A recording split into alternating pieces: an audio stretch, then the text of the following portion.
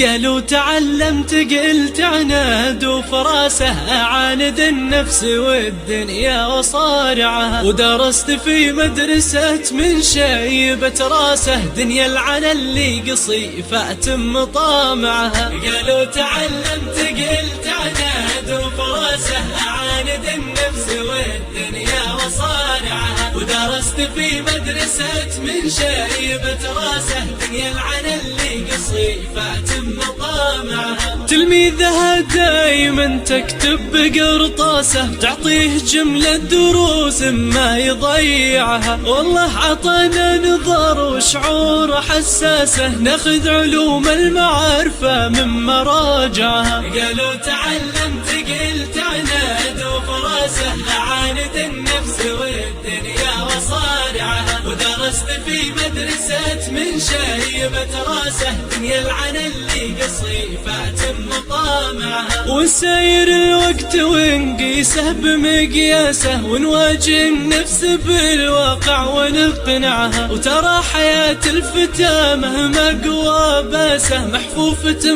بالخطر والموت تابعها. قالوا تعلمت قلت عناد وفراسه، أعاند النفس والدنيا وصارعها، ودرست في مدرسة من شيبة راسه، دنيا العنا اللي قصي فاتم مطامعها. من مبتدى العمر حتى يلفظ انفاسه، يمر في مرحلات اكثر زوابعها، اول حياة الفتى مشوار وعساسه، مسافة في عجاج العمر يقطعها، وثاني حياة الفتى تدريب ودراسة، تصعب ظروف الحياة وينشغل معها، وثالث حياة الفتى يرجع على اساسه، النقطة اللي بدا منها يراجعها، يصل لسن الهرم ويضيع الطاسة، يزحف مع الارض ويخطط شوارعها، واليا تلاقت بتونه وارتخى راسه، ضاعت جميع العلوم اللي يجمعها. قالوا تعلمت قلت عناد وفراسه، أعاند النفس والدنيا وصارعها،